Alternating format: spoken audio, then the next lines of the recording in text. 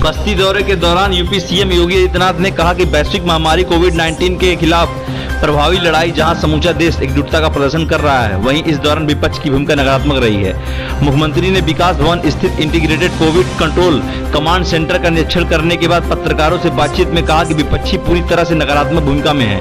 हर कार्य में विपक्षी के नेता ब्रेकर बनकर आगे आ रहे हैं। जिम्मेदारों लोगों ने वैक्सीन को मोदी तथा भाजपा का नाम दिया है। प्रधानमंत्री नरेंद्र मोदी इस सदी की सबसे बड़ी महामारी से लड़ने के लिए सबसे एक साथ लेकर चल रहे हैं। वहीं विपक्ष ब्रेकर बनकर भ्रम और अफवाह की स्थिति पैदा कर रहा है। वैक्सीनेशन को लेकर विपक्ष ने अफवाह उड़ाए हैं। जो लोग महामारी के समय ऐसी स्थिति बना रहे हैं, वो लोग एक राष्ट्रीय अपराध कर रहे हैं। आज यूपी मुख्यमंत्री योगी आदित्यनाथ बस्ती दौरे पर पहुंचे। उन्होंने कोविड कमांड सेंटर का निरीक्षण किया। तीसरी लहर को देखते हुए जिला अस्पताल व कैली अस्पताल के पीकू वार्ड का निरीक्षण किया। इसके बाद मुख्यमंत्री ने बस्ती और संत कबीरनगर के अधिकारियों के साथ कोविड को लेकर समीक्षा बैठक की। सीएम योगी ने कहा कि महामारी के खिलाफ लड़ाई में हम तेज सफलता मिल रही है। कोरोना संक्रमण की चैन तोड़ने के लिए जांच बहुत जरूरी है। रिकवरी रेट 95% है। ब्लैक फंगस की जांच व इलाज की व्यवस्था की जा रही है। प्रदेश की सभी मेडिकल कॉलेजों में लिक्विड ऑक्सीजन प्लांट बनवाया जा रहा है। जिला अस्पताल व सीएचसी पर हवा से ऑक्सीजन तैयार करने वाले प्लांट लगाए जाएंगे। कोरोना का तीसरा चरण आए, इससे पहले बच्चों को इस इलाज की संबंधी व्यवस्था पुख्ता की जा रही है। बच्चों की सुरक्षा के देखते हुए स्पेशल बूथ बनाकर उनके विभागों के टीका लगाया जाएगा। उत्तर प्रदेश में 1.81 करोड़ लोगों को टीका लगाया जा चुका है, जिसमें 13.65 लाख युवा हैं। न्यायिक अधिकारियों और मीडिया कर्मियों के लिए टीआरआर की अलग व्यवस्था की जा रही है। उत्तर प्रदेश में कुल 58,000 एक्टिव केस हैं। पीड़ितों का इलाज युद्ध स्तर पर हो रहा है। उन्हें स्वस्थ रखने के लिए दिन रात प्रयास किया जा रहा है। प्रदेश में 4.80 करोड़ लोगों को वैक्सीन लगाई गई है।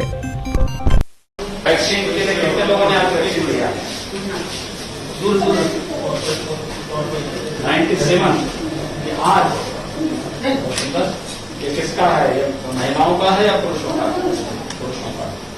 लोग आ रहे हैं वैक्सीन लेने के लिए। कोई कॉम्प्लिकेशन तो नहीं किसी को वैक्सीन लेने का?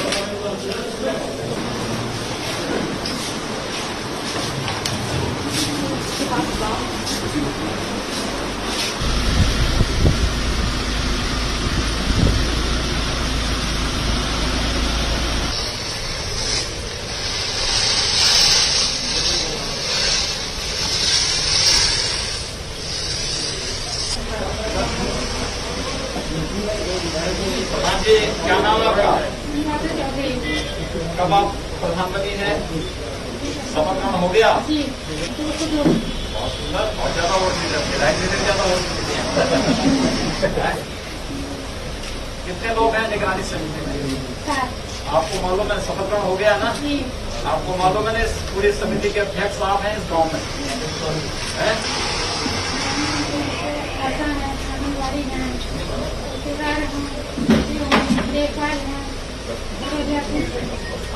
इसमें काम क्या कर रही है? बाहर से आ रहे हैं, उनके बारे में पता करना और सर उनको कोई परेशानी ना हो, सर्दी जुकाम खांसी इस सब के बारे में उनका टेस्ट भी करवाना। यही होता है जी सर। सभी पूरे गांव में सब 6 लोगों को। कुल 6 लोगों को। हाँ। और कितने लोग उसमें पॉजिटिव आए हैं? सर 1 लोग पॉजिटिव। 1 पॉजिटिव आए। दवा हो गई उनकी? हाँ सर, दवा चल रही ठीक है। अलग में रहने की, घर में अलग से रहने की, खाने की व्यवस्था, टॉयलेट सब अलग है ना उसका? कोरोना महामारी के खिलाफ देश की जो लड़ाई चल रही है, आदरणीय प्रधानमंत्री जी के नेतृत्व में और उनके मार्गदर्शन में देश के अंदर सभी राज्य प्रभावी भूमिका के साथ इस अभियान के साथ जुड़े हैं। आबादी के हिसाब से देश की सबसे बड़ी आबादी का राज्य उत्तर प्रदेश है। उत्तर प्रदेश में हम लोगों ने प्रारंभ से ही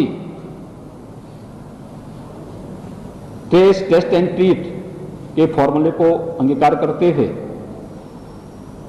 एक एग्रेसिव कैंपेन चलाया और उसका परिणाम है कि उत्तर प्रदेश में हम लोगों ने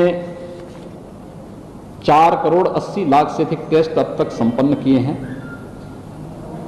ये देश के अंदर सर्वाधिक है। हमने 0 से अपनी कैपेसिटी को बढ़ाया है। जब 2 मार्च 2020 को कोविड का पहला पेशेंट उत्तर प्रदेश में आया था, तब उत्तर प्रदेश में सैंपल टेस्टिंग की कोई व्यवस्था नहीं थी, हमें NIB पुणे भेजना पड़ा था। आज हमारे पास, कल हमने 3,56,000 टेस्ट किए थे, आज 3,47,000 टेस्ट किए हैं। यानी इस रूप में हम लोगों ने अपनी क्षमता का विस्तार किया। पहला कोविड पेशेंट आया था, हमारे पास उपचार के लिए बेड्स नहीं थे, हमें दिल्ली भेजना पड़ा था सफदरजंग हॉस्पिटल में। आज हमारे पास 80,000 से अधिक ICU और आइसोलेशन के बेड्स हैं, जहां पे हम कोविड पेशेंट का उपचार सफलतापूर्वक करने का प्रयास कर रहे हैं। इसमें विस्तार देने के साथ ही फर्स्ट फेज को सफलतापूर्वक मुकाबला करने के बाद सेकेंड फेज में हमारे सामने कुछ चैलेंज आए, जैसे अचानक ऑक्सीजन की मांग। हर जनपद ऑक्सीजन में आत्मनिर्भर हो सके, इस पर पूरा प्रयास किया जा रहा है। हर एक जनपद में ऑक्सीजन प्लांट लगाए जा रहे हैं भारत सरकार के सहयोग से, राज्य सरकार अपने स्तर पर, SDRF से, अन्य यानी CSR से भी पूरा प्रयास किया जा रहा है कि हर एक जनपद में व्यापक पैमाने पर यह ऑक्सीजन प्लांट स्थापित हो सके। और इसको लेकर के पूरी ताकत के साथ हर जनपद में नोडल अधिकारी तैनात किए गए हैं। ऑक्सीजन प्लांट लगने प्रारंभ भी हो चुके हैं, जिससे आने वाले समय में हर एक जनपद ऑक्सीजन आपूर्ति में आत्मनिर्भरता के लक्ष्य को प्राप्त कर सके। हर एक जनपद ने कोविड के फर्स्ट वेव में भी और सेकेंड वेव में भी अपने तरीके से जनप्रतिनिधियों के मार्गदर्शन में अच्छा काम किया है, और उसके परिणाम भी हम सबके सामने हैं। आज यही कारण है कि उत्तर प्रदेश के अंदर जो आशंकाएं व्यक्त की जा रही थी कि उत्तर प्रदेश में कोरोना के आने वाले समय में, यानी 25 अप्रैल से लेकर के 15 मई के बीच में आशंका थी कि प्रतिदिन 1 लाख से अधिक पॉजिटिव केस आएंगे, और इसके बाद उत्तर प्रदेश के अंदर एक्टिव केसेस की संख्या 30 लाख से अधिक होगी। आज उत्तर प्रदेश में पूरी तरह नियंत्रित है। हमारे यहां मैक्सिमम जो एक्टिव केस गए थे 3,10,000 तक गए थे, आज उनकी संख्या घट करके मात्र 58,000 रह गई है। प्रदेश के अंदर 24 अप्रैल को जो पॉजिटिव केस आए थे 38,000 से अधिक आए थे, आज घट करके पिछले 24 घंटे के दौरान उत्तर प्रदेश के अंदर मात्र 3,200 पॉजिटिव केस आए हैं। यानी हमने पॉजिटिविटी कम की है और रिकवरी को 95% से अधिक बढ़ाया है। इसके लिए हम लोगों ने निगरानी और मोहल्ला समितियों को सक्रिय किया। निगरानी और मोहल्ला समिति गांव-गांव में जाकर के या मोहल्लों में जाकर के घर-घर स्क्रीनिंग का करने का काम, हर लक्षण युक्त व्यक्ति को मेडिसिन किट उपलब्ध करवाने का काम, अगले 24 घंटे के अंदर RRT की टीम उनका टेस्ट कर लेती है। इस लक्ष्य को लेकर के जब एक एग्रेसिव कैंपेन प्रदेश के अंदर चला, उसका परिणाम है कि हमारी रिकवरी रेट बढ़ी और पॉजिटिविटी न्यूनतम स्तर पर आई है। लगातार हमारी तैयारी इस दिशा से चल रही है। हमने इसी दौरान थर्ड वेव की भी तैयारी प्रारंभ की है। यह थर्ड वेव 2 प्रकार से हमारे लिए चुनौतीपूर्ण होगा।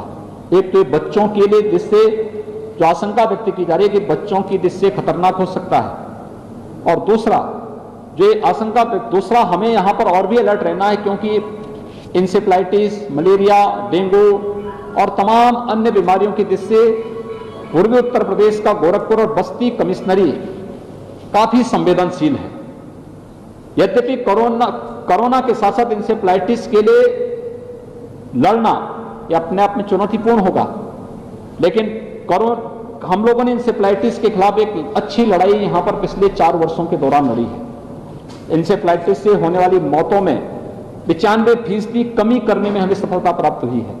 इसके लिए हमें डिस्ट्रिक्ट हॉस्पिटल में पीको बनाना पड़ा था, कुछ CSC में मिनी पीको बनाने पड़े थे, हम लोगों को JE वैक्सीनेशन का बृहद अभियान चलाना पड़ा था, प्रशिक्षण के एक बृहद अभियान को हम लोगों ने आगे बढ़ाया था, और आज हम लोगों ने फिर वही कार्यक्रम हमारा आगे चल रहा है। जो कल मैं देवरिया और कुशीनगर में था, सिद्धार्थनगर और बस्ती में आया हूं। बस्ती में बस्ती और संत कबीरनगर की एक साथ समीक्षा ली है, सिद्धार्थनगर में सिद्धार्थनगर की समीक्षा ली है। इसके पीछे का उद्देश्य ही यही है कि हम दोनों के लिए अभी से अपनी तैयारी को आगे बढ़ा लें। वर्तमान में कोरोना पोस्ट कोविड केयर के लिए, कोरोना के बाद जिन लोगों को नेगेटिव रिपोर्ट आ गई है लेकिन फिर भी कुछ शिकायतें हैं, उनके लिए पोस्ट कोविड वार्ड बनाना, उनका उपचार, निःशुल्क सारी सुविधाएं उनको उपलब्ध करवाना, उनके परिजनों के लिए भी भोजन की व्यवस्था कम्युनिटी किचन के माध्यम से करवाना। जहां इसकी समीक्षा लेने के लिए मैं यहां पर आया हूं, वहीं अन्य संभावनाओं को भी आगे बढ़ाने की तैयारी मजबूती के साथ की जा रही है। हम लोग थर्ड वेव के साथ साथ इंसेफ्लाइटिस पर भी प्रभावी अंकुश लगाने के लिए पूरी तरह प्रतिबद्ध होकर के पूरी टीम पूरी मजबूती के साथ कार्य कर रही है। वैक्सीनेशन का एक कार्यक्रम अत्यंत महत्वपूर्ण है और हम लोगों ने सफलतापूर्वक इस कार्यक्रम को अब तक आगे बढ़ाया है।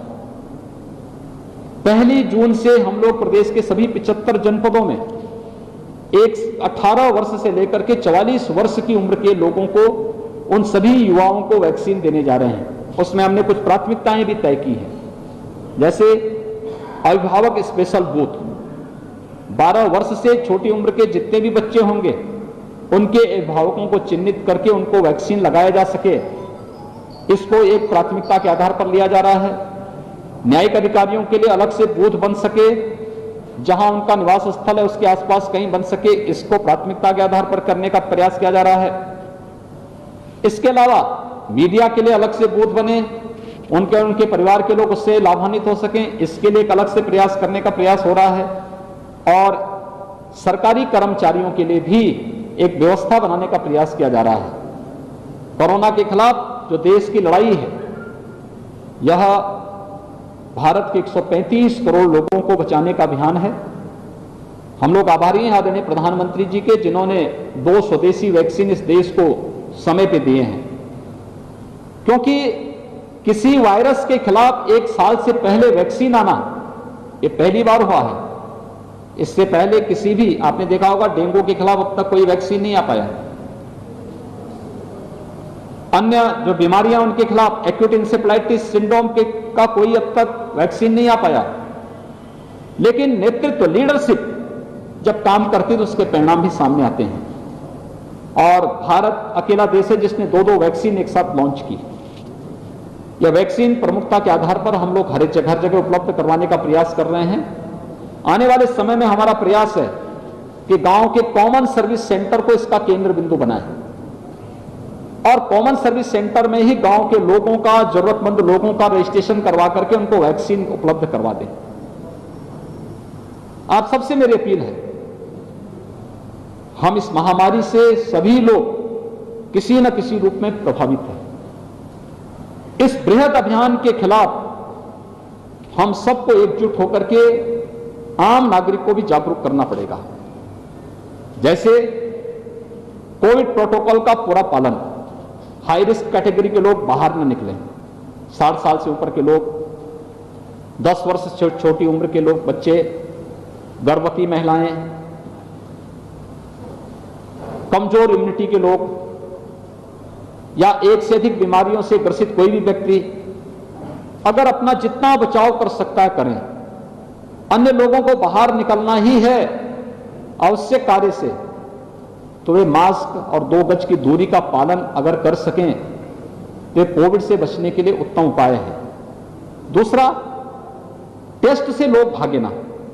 गांव-गांव में टीमें जा रही हैं, हर व्यक्ति टेस्ट अपना जरूर कराए। ये टेस्ट उनको सुरक्षा प्रदान करने के लिए उनके घर तक उपलब्ध कराया जा रहा है। WHO ने उत्तर प्रदेश सरकार के इस अभियान की सराहना भी की, इसलिए हमें टेस्ट से भागना नहीं चाहिए। और तीसरा, वैक्सीन से भी हम भागे ना। हमारी पारी जब आएगी हम वैक्सीन अवश्य लगाएंगे, क्योंकि यह वैक्सीन हमारा सुरक्षा कवच होगा। हम लोग इसको अगर जन जन तक पहुंचा करके प्रत्येक नागरिक को इसके लिए जागरूक कर सकेंगे तो इस महामारी के खिलाफ ये जागरण एक बहुत बड़ा कार्यक्रम का हिस्सा होगा। मुझे यही आप सबसे कहना था। बहुत बहुत धन्यवाद। आप देख रहे हैं DVS न्यूज।